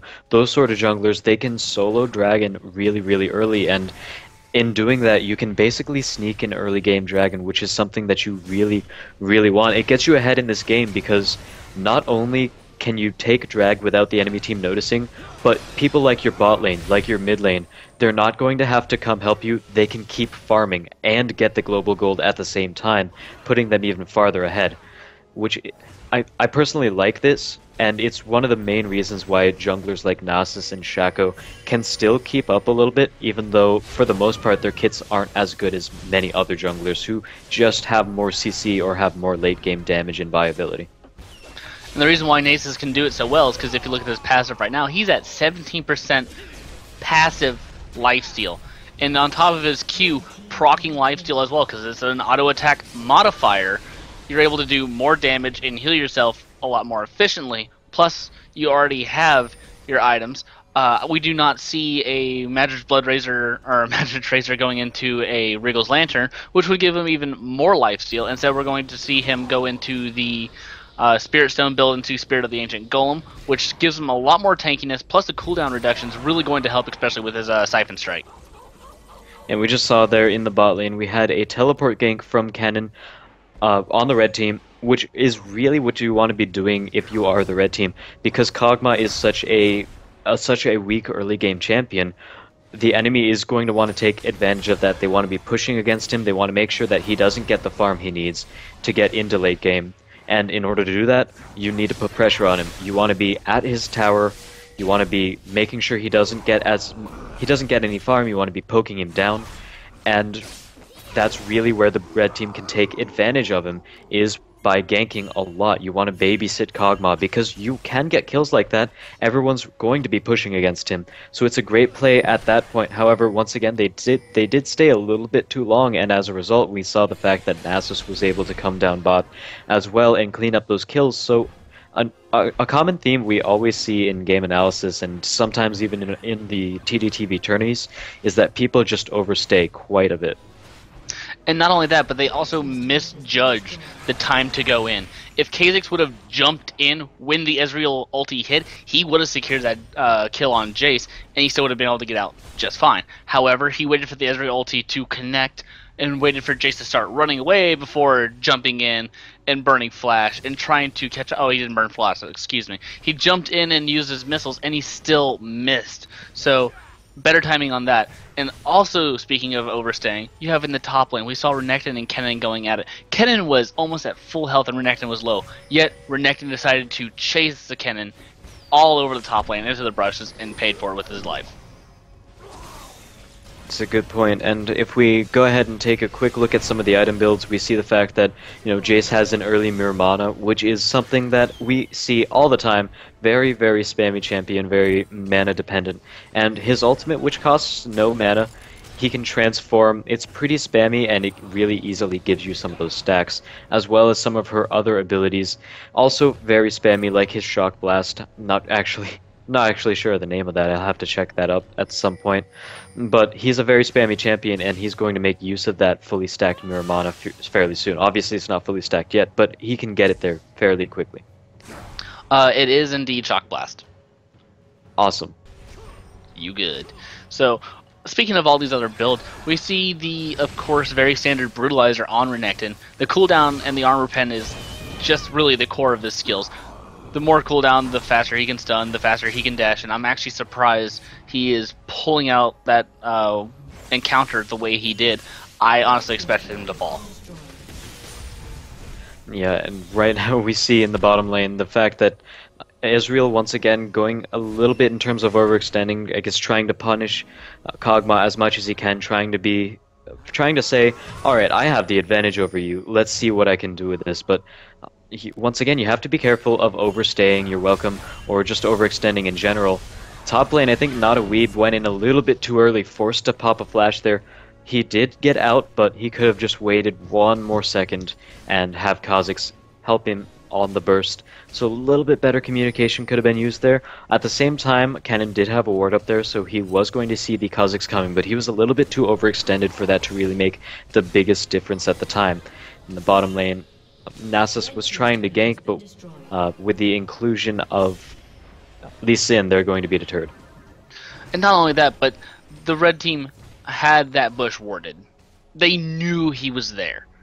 They were waiting for it. Just waiting for the proper time for either Nasus to engage on them to turn around, or for Lee Sin to get there. However, Lee Sin was on the way, and Taric went ahead and got aggressive and proactive and went to stun the Nasus. I think they could have did a little bit better with a surprise attack. Yes, and in the mid lane, we also see the fact that Kha'Zix is using his immense burst damage to kill Jace, and that's really one of the things you need to be careful when you're playing against Kha'Zix, is his impressive burst damage. He's an extremely bursty... He's an assassin, basically. Well, he is an assassin. He's an AD assassin, and Jace is a poke master. that's what you want to do as Jace, is just stay back and poke. And when you're getting caught off guard like by Kha'Zix like that, you really want some more wards. And not only that, but I have to applaud the Ezreal on his well-aimed ulti. That was fired well before Jay started to run away, and we saw it just line up perfectly. He knew where he was going to stop, and it was just solid. Yeah, Ezreal ult prediction is a fairly odd thing. When there's an Ezreal or any AoE, or sorry, global ultimate on the enemy team, you really want to try to position yourself in places that aren't quite obvious. If you're standing right next to your tower when you're backing at low health, then you can probably expect an Ashe arrow or an Ezreal ult or a Draven ult or something of the sort right where you're standing, because it is such an obvious place to stand. So in those cases, you want to be standing somewhere in the middle of the random jungle or something. You might even just be safest running back to base if you're really that desperate. Or you can stand in the middle of the road. However, I don't really advise that too much, considering there is so much poke on the blue team as well. I never really looked at it. However, you have the global ulti from Ezreal. You have Sona with her Hymn of Valor, plus the power cord. So they have a lot of poke going out. Nasus not so much. He really needs to be into the fight to do a lot of his damage, but he contributes with that Wither, which will either shut down Jace or Kog'Maw. Especially Kog'Maw. The blue team has more of an initiation sort of comp, whereas the red team, they are looking to poke a little bit more. They do have champs like Jace and Kog'Maw who are really known for their long-range poke. And you also have Kennen, who is spammy. He does work off of energy, so he's generally going to be able to use more spells than your average champion. So they have a pretty pokey comp, and they do have a little bit of counter initiation on Kennen's ultimate, but what the blue team have is they have their own initiation. Wither can easily catch someone out when the red team's trying to retreat. We have Sona's Crescendo who can catch someone out. Kha'Zix can dive into the backline, assassinate someone, and sometimes get out because he has invisibility, which is going to help him out with the dives as well. It helps him out with his positioning, and it just makes him more of an assassin. Absolutely. It also lets him be an escape artist, especially when he evolves his stealth like that. It can get him long distances, a possible juke flash of the wall where people have no idea where you actually flash, or it can let you die because you run in a linear path. Yeah, the blue team, they were able to capitalize on once again the fact that red team decided to overstay, and they, once again, this entire thing is about overstaying. We've seen so many teams recently just with a little bit of an overstaying problem, and we see that the blue team might do the same thing here as well. I think we're going to see the red team, the Kog'Maw, is going to overstay in this, and it's actually going to be that way. Instead, the engagement's going in a completely wrong manner. However, I think both teams are trying to take advantage of it the best they can. It's going to be a 2-for-2. However, I see it going better in favor for the blue team. Yeah, Kog'Maw was with the questionable one in that fight. He was really overextending quite a bit. As Kog'Maw, you actually don't want to be in the front of the fight, and when there's an assassin like Kog'Maw on the enemy team, you don't want to be in the fight when it starts, period. You want to be sort of waiting out of range near the outside for your front line to initiate, and then you want to come in. Because you have a lot of range, you're not going to miss out on a lot of damage if you just sit out the first couple seconds of the fight, but it can really make a huge difference because you won't get caught out by Crescendo, or you won't get caught out by Nasus Wither, or you won't be assassinated by Kha'Zix, which is something I really want to see this Kog'Maw start doing, but unfortunately he's not doing that, which is the main reason why he's gotten killed so many times so far, and why he hasn't gotten to his really big damagey phase. Nice. Well put. Let's talk advantages. We're seeing 3 tower objectives to 0. We're looking at a 6k, almost 7k gold lead. As soon as someone dies, it will be a 7k gold lead. Sorry for the prediction. And then we're going to go ahead and see, again, there was a dragon, maybe 2. I didn't get to see if there was one beforehand. However, that is a lot of global gold for the blue team. Not to mention, if you look all the way through the lanes, it just now became unofficial. But 2 minutes ago, the entirety of the blue team completely outfarmed the red team. And there we see the fact that Nasus has gone for the Runic Bulwark, which is a great item on him, and it's one of the main things about that is that generally either your jungler or your support are going to end up picking up Runic Bulwark, and it's such an amazing item because it gives everyone on the team some of the essential stats like magic resist and armor. So having someone on the team pick that up is always valuable. One thing teams have to consider, however, is who gets that. Is it the support or is it the jungler? In this case, it's going to be the jungler. He's 5-0-7. He's Nasus. He's getting a lot of gold right now. He can really afford to go buy the Runic Bulwark. It'll help his own stats. It'll help his team stats. And not only that, but Nasus's job is generally to act as a tank near the late game when it comes to jungle Nasus, because he's not going to get as much farm on his Q as a top lane Nasus, and either way you're going to have a lot of base damage just from farming out your Q, so you can afford to go for a lot of tanky items as well. And one of the reasons why Sona's not going to end up picking it up is because Sona is very, very squishy. Even if she gets the Bulwark, she's still going to be extremely squishy, squishier than a lot of other champions on his team.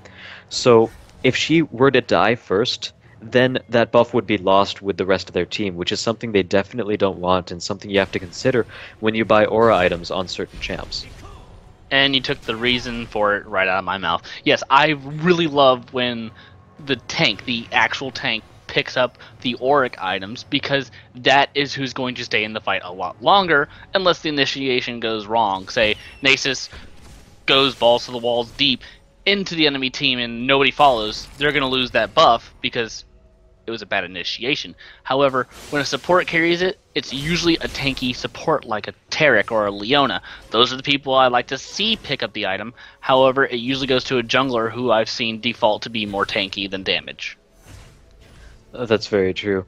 And not only that, but we also see the fact that he's got a Spirit of the Ancient Golem. Not only that, but further helping his tankiness, as well as give him a little bit of tenacity as well, so it's going to help him a lot. Cooldown reduction is also something that he wants because he wants to wither as much as possible. It's his only form of CC. When you have one form of CC, you kind of want it to be up as often as possible, especially when it's such an amazing slow like wither. I think it's about 80% slow or something of the sort. It's just quite a bit. Yes.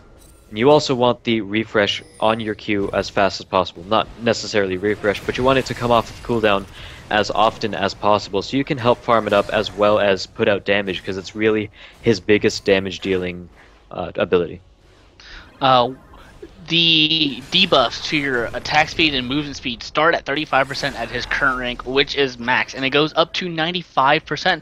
So you're looking at a Thresh box when you're looking at those kind of stats, except that it can be done a lot more often in single target. It is a exhaust, but buffed.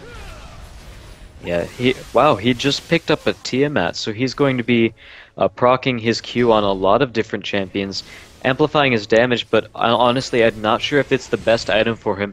His team already has quite a bit of damage. They have Ezreal, they have Kha'Zix, and even Renekton does a lot of damage. He's gotten his Brutalizer, which is going to give him penetration as well, but really, they want someone to be more tanky rather than they want Nasus to do more damage. He's acting as their team's only tank and main tank.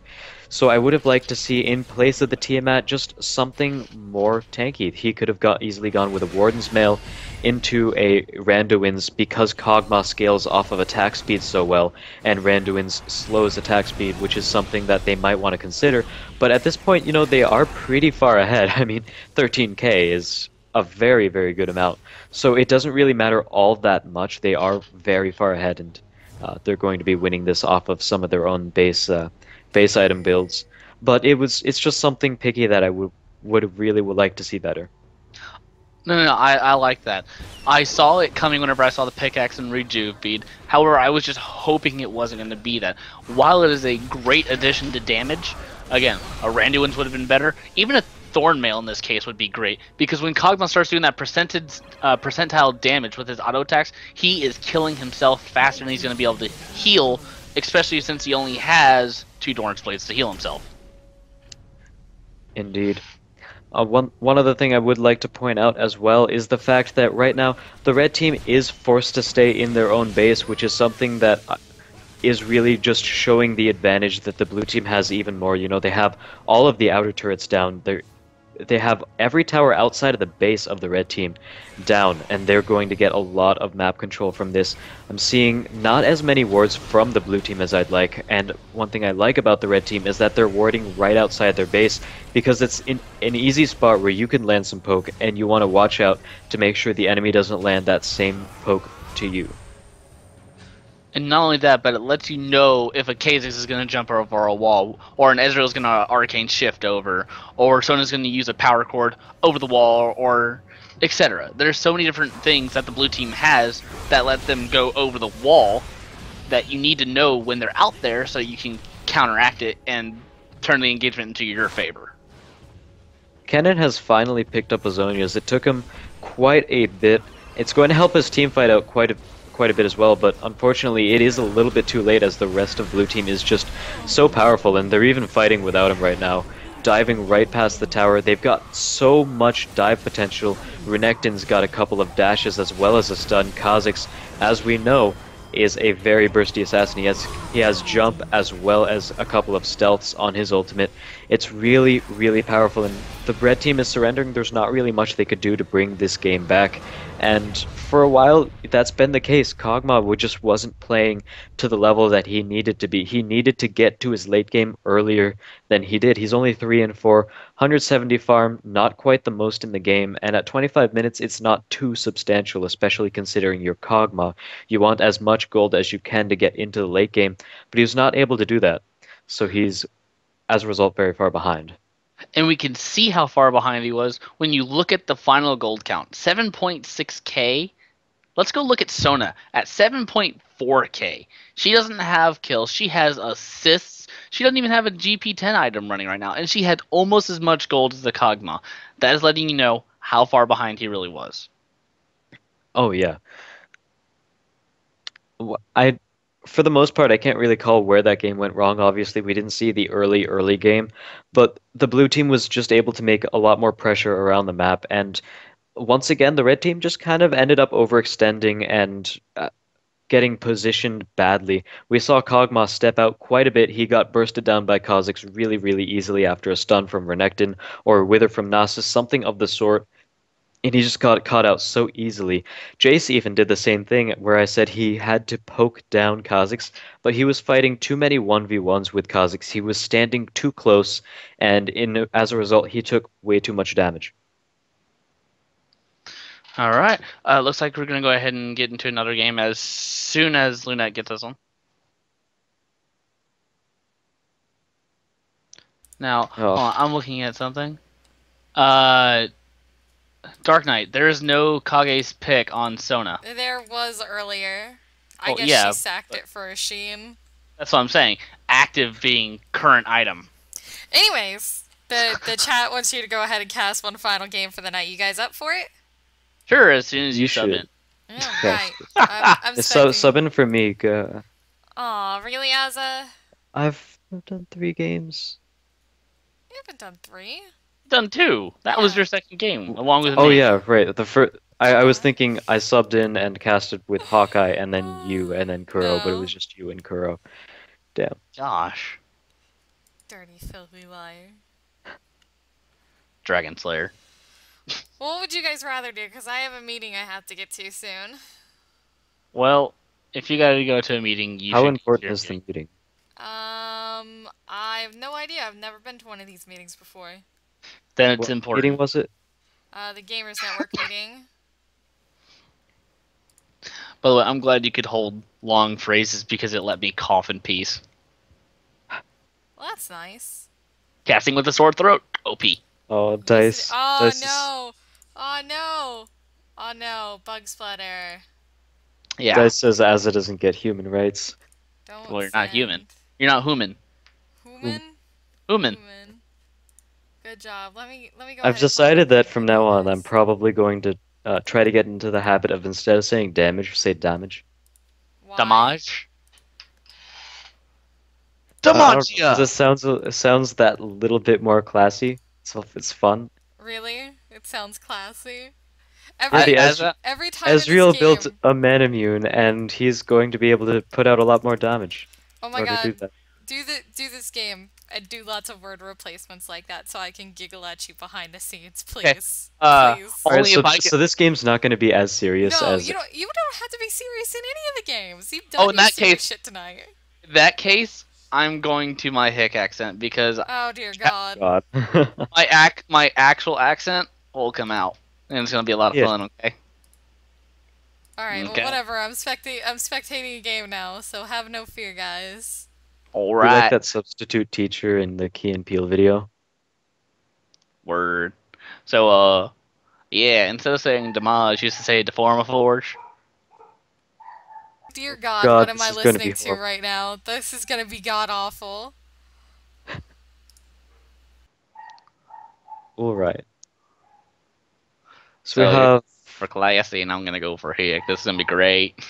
Zed, Varus, Shaco, Malphite, Veiga, and I'm just reading off the champions because I watching the chat because my client is, I don't know, I click spectate and it's not spectating. Well, that's okay. I'm in game, and we just saw the red team kind of tower dive, and it really failed, especially with Shaco having such a great reaction time that we are seeing them pay for it. And Shaco's already a good jungler, but then he has the surprise of coming in with his stealth, and yep, that's just it. You should totally be joining me. Hopefully. This client is not. It doesn't. It's hates me again still. Oh, Well, there this- we go. So you should be getting in.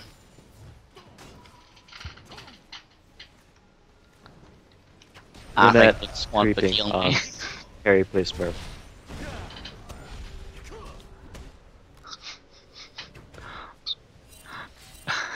So we come in to watch the game. Carrie Plays Smurf is playing Lee Sin right now. I'm in the loading screen. My God, this loading screen! It's taking so long. Everything about my client hates me. That's not very classy, good sir. I'm sorry.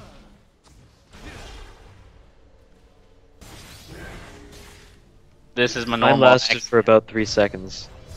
Yeah, and I'm just no longer trying to speak propers. Propers. You should hear what the people actually say down here. It's great. Makes Well, you okay. appreciate the effort I put into my voice. We My got word. some weird lane positions right now.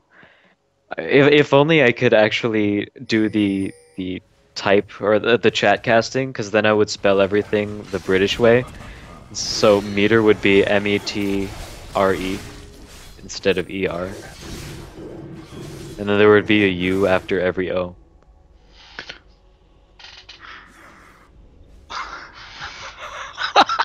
Ow, ow, ow,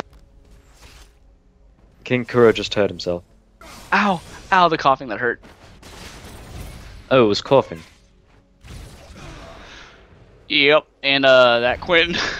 How did Quinn get the name 2013? Well, she probably got the same name the same time she jacked that Zed's trailer. Must be a pretty hard name to get. And Caitlyn just trying to tower dive. I don't know, attempting to do a British accent is taken away from my actual casting. That's okay. My coughing's taken away I from my can't actual focus on both. But both? I don't know what that was. Alright, so support Veiga against support Thresh. Veiga is an odd support, and he does have a stun, but he won't be able to farm up his Q very much, so he won't get a lot of ability power from that. He'll be like my. Yeah, exactly. He'll be like my proper day. Not enough farm. Because he's a support, so he's not supposed to take any of the farm, which he needs in order to stack up his Q. That's bad, right? It's like support Nasus. You just wouldn't do it. or support Scion. There are so many scaling things that you're missing out on. Oh, well, that's just a pity now, isn't it?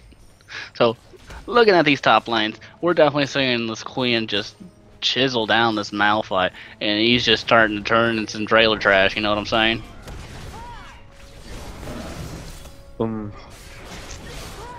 Azza, you might as well just give it up. Yeah, that's a great idea. So, Spirit of the Elder Lizard on Zac in the mid lane, it's an odd item, I have to say, for a first build item on Zac. It gives him cooldown reduction, which would really help. It would really help him out in terms of his abilities, but as a first item, I don't really like it too much. Gives him a little bit of attack damage, but ultimately he's not getting enough damage from it. Obviously, most of the time we see Zeds go for a Blade of the Ruined King first, which really helps him a lot more. It also gives him a little bit of sustain as well as extra burst damage on the active for Blade of the Ruined King. So he would be able to burst down people a lot faster, and being an AD caster, he can really make use of the Blade of the Ruined King a lot more than a Spirit of the Elder Lizard. Although I could see Spirit of the Elder Lizard being maybe a second buy, which would help him out, because it also gives him the 24 true damage over time, sort of like a mini red buff without the slow. And it's always good to have, because when you do have the red buff, actually, does that stack together? Like, I've never actually researched into it. Does the red buff and that spirit actually stack? I believe it does. I'm not entirely sure, though. Quick! Zed, go get Red! I want to see this. Okay. You're going back to the accent, but we do have a jungle Shaco in this game. Oh, sorry. Yeah, we have a jungle Shaco in this game, which is something I do want to point out. And we don't really see Shaco played all that often because he is such a conditional champ. If you don't get your team fed, if you don't get your team really far ahead in the early game, then you can't... Shaco's not a very good pick. The whole point of Shaco is to get your team to the point where they can 4v5 and you're that far ahead, or you just get your team so much map control that it doesn't really matter and they can catch people out extremely easily or push towers, so that you can basically split push the entire game. Because in a team fight, Shaco's really not going to do much. He can put down a box every now and again to fear people, and he can throw out a shiv, but his damage output is not nearly as great as many other junglers who are built off of damage, and he obviously can't tank nearly as much as more of these supporty tank CC junglers. So his real point is in his early game, where he can pull off a lot of great ganks over a wall or over a bush, something of that sort, because it's just an effective gap closer that's also a stealth. Correct. And what Shaco fits into gameplay where you make the enemy run, because that is where your damage is from. If you can play the mind game, like I was saying last game, to make them run away from you, there's all of his damage, there's all of his threat. If you stay and fight, and you... Actually, that was with Hawkeye too. But the point of the matter is, I made the point clear, that if you stay and fight, that ruins Shaco's day. Why? Because he's doing reduced damage. He's also like LeBlanc. He has high base damages, low scaling. So if you cannot get yourself snowballed in the early game, you're going to see the deficits definitely coming up. And seeing the deficits we are, he's 0-3, doesn't really have a lot of farm from the jungle. He's trying to pull off a gank right now in the mid lane. He's landing the slow, but unfortunately it's not going to be enough to do anything. I mean, he's just going to hyperkinetic position reverser out of there, which actually might not have been the best idea, since it basically just brought him closer to Zed. The whole idea of that position reverser was to, I guess, get closer to his tower, but in the process he got closer to Zed, which is something you definitely don't want to do. Well, Quinn is actually killing Malphite top. Something we don't see too often, Quinn being an AD sort of champion, whereas Malphite scales really well off of armor. He has a Doran shield as well as a chain vest, so unless he's playing the matchup horribly wrong, there's really no reason he should be taking that much damage and that much punishment from Quinn. No, not at all. It just makes no sense. I would even build a Thornmail in this game. Nobody builds Thornmail. Nobody. Sometimes it's viable. Most of the times it's viable, because you'll see a lot of AD heavy teams, especially meta teams now, who rely on their auto attacks, whether it be an auto attack modifier like Nasus that we saw in last game, or Jace, or any AD carry that you mentioned. A Thornmail wrecks a lot of teams, and you see nobody pick it up. Yeah, and one thing to go back on your accent, Lunette did just chatcast and say Caitlyn scales good into late game. You want to take that? Oh, you want me to say that? Yeah, say it in the accent because it just fits so Hold on, well. what was the exact phrase? Kate scales good in late game. Kate scales good in late game, let me tell you. There you go. That is what happens when grammar. But now we're seeing Zed build his Blade of the Ruined King, which a second item. So those two items he has are pretty good. I would have once again built Blade of the Ruined King first to put out a little bit more damage, especially when you're going up against a champion like Urgot, who's got a lot of defenses in his own kit. So something like a Blade of the Ruined King to flat out increase your damage would have helped. Whereas if we talk about the Spirit of the Elder Lizard, then Urgot can shield the damage. It's not too great. There's not a lot of burst damage there, and he can also shield the 28 true damage over time. So Urgot, against an Urgot, I would have wanted to see the Blade of the Ruined King going first, and it'll also help out a little bit in terms of sustaining the lane against him. But it looks like Malphite is back to destroying Quinn top, so that's always nice to see. Absolutely. See, what we saw there in the top lane was Quinn tried to steal some lemons, so he punished her. Ah, I see. Well, Caitlyn is actually... I'm not sure what Shaco tried to do there. He was ambushing Kate, but he's so far behind. He doesn't have any damage. He has... during that fight, he had Azeel and Avarice Blade and Madred's. The only thing that really helps him out in a straight-up fight there is the Zeal, unless he were to get a crit, in which case the Avarice Blade... unless the Avarice Blade did allow him to continue critting. But it's just not a very good... not even a very good build, I have to say. He did go for the Static Shiv first, which is nice because he is going to be split pushing, but I would have rather seen something that helped him out with ganks a little bit. Something... He did build into Madred's Razors, which I would have rather seen into a Spirit Stone, and then go for the Blessing of the Elder Lizard himself, which I think would have been a better decision in this case, giving just more base stats that he needs, helping him sustain through the jungle, as well as giving him more flat attack damage, helping his ganks in the early game, because Spirit of the Elder Lizard is a fairly low-cost item as well. For what it does, absolutely. It is so cost-effective that we now see just about any kind of carry pick it up for what it can do. You no longer need to bother your jungler, hey, give me red buff. It's no longer a standard, I'm AD carry, I'm helping, and I'm stealing that red buff. Yeah, we see Ezreal was really one of the main people to start the trend on AD carries in terms of Blessing of the Elder Lizard, and that was mainly because of the fact that his Q procs on hit effects, so he was able to proc the Spirit of the Elder Lizard sorry, I don't think it's true damage, but the extra damage, is it? True damage, yeah, it is true damage, sorry. To proc the true damage at a distance, which is something that's really nice about Ezreal's kit and why he builds so many on-hit items as an AD carry.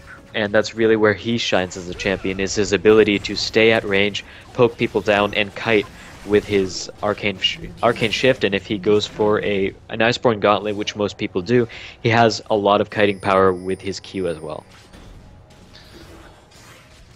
And there we go, we see another lemon tree being torn down by the red team. They are just all about stealing them lemons today. I'm just trying to read what Oh, Lunette's saying. Where you're did doing this that game too? go wrong? I can present. I can predict its. Oh, she said Shaco fed 5 kills. I thought she was gonna say something about lemon stealing, which is where the game went wrong. Ah, you lose! You lose! Ah, you finally laughed. Oh, God. What? Did I? Chat mini Where game. we have? Oh. We had to mention lemon horrors back and forth, back and forth, back and forth until someone laughed. Oh, awesome. Lemon. Only I read though, so I won. Right. I guess. I wasn't even playing, so I can't win. So Quinn is doing an odd thing right here, trying to 1v1 Malphite top, took half of her health and damage and was forced to back out, while Malphite took just as passive in damage. That's basically it. The rest came from him tanking these minions. Oh! Ignite barely picking up that last tick onto Caitlyn, securing the kill. Beep. Goodbye. Like, Lunette. No, good. Never mind, PG. The chat casting is OP. hyperkinetic position reverser, able to take Varus out in that fight. Secures the kill. Unfortunately, hyperkinetic position reverser has a decently long cooldown. Not the longest in the game though, it's about 80 seconds. So hyperkinetic position reversal will be up fairly soon, hopefully in time for the next fight. Which is an odd point about sending a champ like Urgot mid, is the fact that you're going to be missing out on a lot of your AP burst damage. And that's really something we've been seeing recently, where people are kind of foregoing some of the AP champions. We don't really see AP mids all that often anymore. Even in these games that we've seen today, there have been more Zed mids, Jace mids, Kha'Zix mids, and we haven't really seen very much of any AP champions, and it's really the fault of whichever team's against it, because they're not building armor. They're not building enough armor. We could easily see some of these champs get stuff like Randuin's, and that would help quite a bit, especially, say, if Malphite got Randuin's. It would be effective against Lee Sin, it would be effective against Quinn, and Caitlyn, and Urgot. It would be effective against 4 out of 5 members of the red team.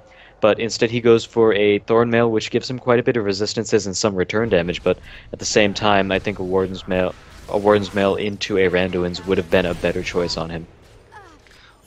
Not Honestly, to mention the just fact that not Urgot has hyperkinetic position reversal. You love saying that, don't you? Yeah, basically. It's awesome, isn't it?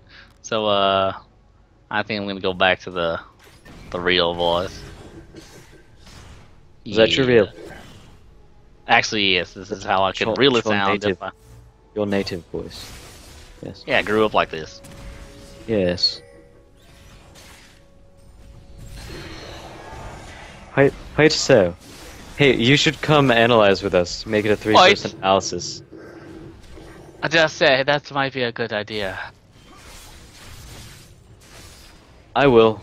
Can't Do you know I have to try and focus to talk like this? Okay, there we go. So I got them to stop talking like that, and so I'm coming in mostly to say stuff like, so good play on this. Yeah, jiggle tits. Basically. Malphite came in and ulted like a jackass right here, and we're gonna see both of them actually get away. Those final ticks not gonna be enough, except fucking Quinn is fed to hell, mostly thanks to this Shaco, who went ahead and instead of ganking early game, just ended up feeding. And now Shaco's gonna come in here and clean up, because despite the fact that Kate can one-on-one anybody, because you know that was a totally necessary ignite, Shaco still managed to help get her fed, as well as the support Veigar, who I have to say is doing so fucking much to help his team. And since that happened, let's just continue on and make this that troll casting thing. Yeah, pretty where much. we basically make fun of the players. And as we see right here, beautiful Korean overstepping his boundaries, like, it's basically some low-level play I'm seeing right here. Hey, I'm gonna chase, I can kill Thresh. But in all reality, you're Shaco, you do have a gap closer, but Thresh is, miles ahead of you. It'll take you a couple minutes to get up and finish chasing him, and by that time, Urgot could go over there and hyperkinetic position reverse you into the tower. You just like that thing way too fucking much. I mean, the problem with Shaco is that his strength is in his early game being able to gank, and he wasn't able to do that without utterly failing.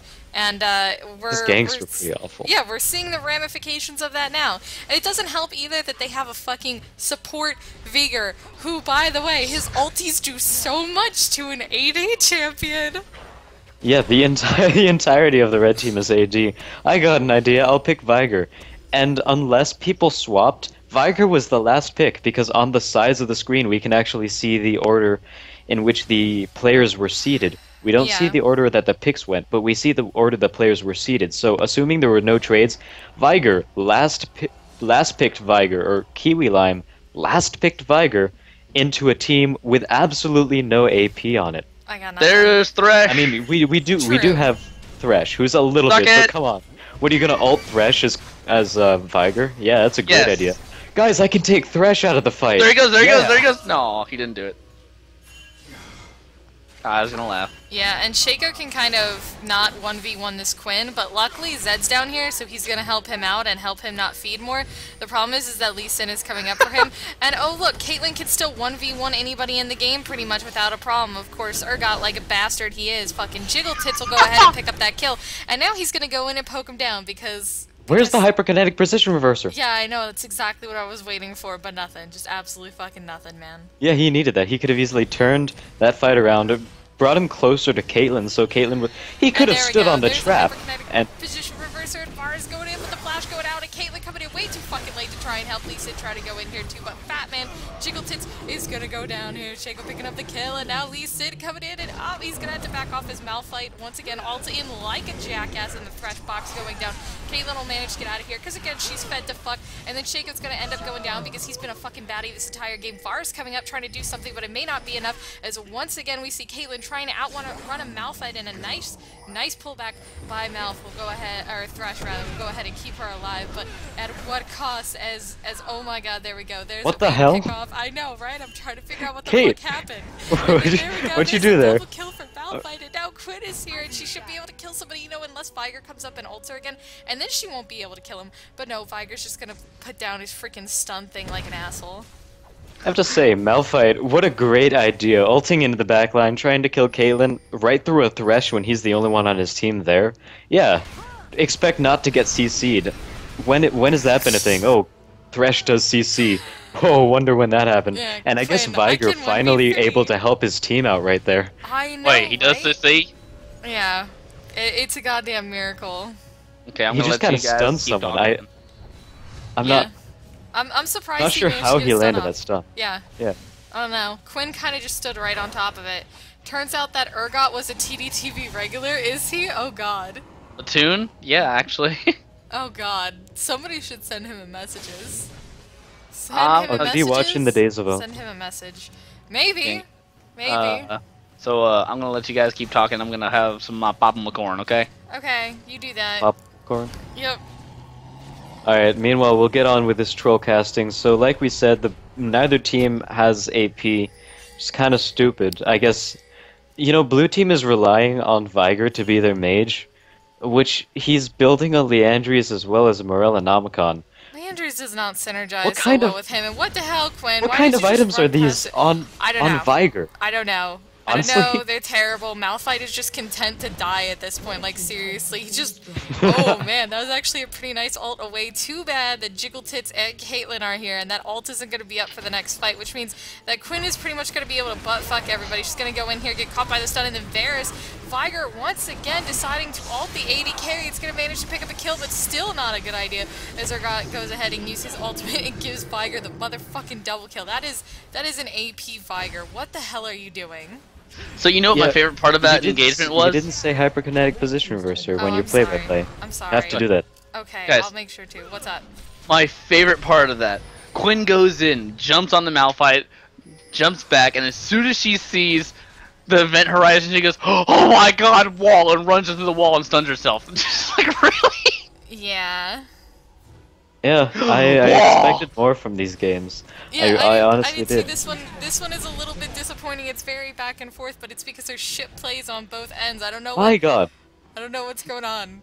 Malphite and Zed, what the hell are you doing with the Thorn Mails? Yeah. Someone get a goddamn Warden's Mail They're and like- build that like- into a Randuin's Omen. I There's know, so right? much attack speed on the red team. Just slow it, please. Even Urgot has a frozen heart. He's slowing your attack speed. Get it back with something. Yeah, at least it already has. Randuin's, but yeah, as Knight said, welcome to Platinum, where the pro plays are made. Oh, this is terrible. This is like Plat 5, where all the people boosted. Yeah, get and to- they're fucking bronze players sitting in plat with shit MMR now and trying to kill each other. Like, that's exactly what's happening here. And oh man, look at that Viger burst, you know, if Lee Sin was actually AP, he might have actually managed to get a kill. Maybe if he had his Deathfires as Except well, Shaco's- instead of a Shaco's gonna Leandries. get in here and just literally kill himself. Like, he literally saw two people there. If Quinn was in his range of vision, What? he's like, you know what would be really fun? Let me go ahead and just suicide and feed another kill. Because it's not like I'm already, like, 4 and 7. Flaming yeah, it's corrected not- you. it's This not is like that. actually wood. Woodley. Ah. Sounds But- about right. And speaking of randoms, hi Lee Sin. Thank you for being smart. You see, the red team, they might actually turn this around, just considering how horrible the blue team's builds are. Honestly, they just need to press tab, look at the enemy's items, and copy their builds. They'd actually do better. Yeah, I mean, I don't know what to tell you. It's 5 to 4 turrets, 26 to 31 kills, 30 minutes into the game, gold score is nearly even. Nobody's really ahead. We're just seeing these teams pushing back and forth and then catching each other out in the most retarded place possible. See, as Jiggle Tits gets caught out here and then immediately gets flung back by Thresh's Lantern. I have no idea how that even happened because that is one seriously fat man. And then Quinn immediately getting taken out of the fight as Mouth ulties into him. Thresh's entire body weight into there, and Zed trying to take out Cade, and that'll be a dead Cade. And now we see Viger coming up trying to do something, but he's kind of just fucking useless after expending his full burst. He will manage to get a stun down, and that will be the end of carry play Smurf. Unfortunate for him Oh, because he's stealing a actually kill. my buddy. Yeah, I know, right? Stealing all the kills, and now Urgot is going to go ahead and go down too, and that is going to be a 1-for-4 exchange, leaving only Thresh left, who has to be pretty tired after carrying that fat man like a third of the way across the map. Yeah, not to And mention thing is- Urgot with the reflexes of a cat right there, basically saying, "No, carry, I'll save you." But he turned out to be about 10 seconds late, so he turned around, tried to do something, but, you know, his friend was already dead, so I'm not sure what happened there. And see, we're seeing Urgot failing Rule 1 of Zombieland. No cardio. Yep. Oh man, we Oh, were talking God. about that earlier. I don't know if you saw Welcome. what I called Urgot earlier. His new nickname is now Jiggle Tits and Fatty Fatty Boom Balatti. And Quinn, of course, going in for the lovely suicide there, deciding, you know what, we really don't need somebody up to go ahead and do this. The game's pretty much over. And even Carrie sending me a message going, GG, we lost. We could tell Jiggle Tits did awesome. Alright, there we go. Anyways, now that So, that's done, in we this- obviously know how this is gonna go as Oh, there goes the 2013 Quinn. manages to leave. Really? 2013, that's their name? Best fucking name, NA. Yeah, I commented on that earlier. It was Oh. when I was talking in a bridged bad. voice, so I'm pretty sure you tuned it out. Yeah, I'm pretty sure I was busy, like, screaming and crying about it. Oh wait, look at these people taking Baron. Woo! No. It's like NASCAR. It's like Turn. NASCAR. look, Alright. look at them running around the Baron pit. They're I just know. turning left. They're just... We got Malphite going, oh appreciated my that god, one, and you're Shaco welcome. stole that. Most pro play of this entire fucking game, and then he dies. Urgot going for that hyperkinetic position reverser, still gonna die, and Viger manages to get a kill. And a double kill for the retarded support Viger. And now that they've stolen Baron, they can pretty much go ahead and end this game. If Red Team had gotten Baron, they'd probably be in a much better place to go ahead and take care of this, but, you know, it's not gonna happen. They lost Baron, Quinn is DC'd, it's over. GG, ladies and I gentlemen. have to say, that was an amazing idea. Hey guys, Quinn DC'd, their entire team is up. Let's go try to take Baron. No oracles? Alright, fine. Cool, we got this. And then they kind of lost.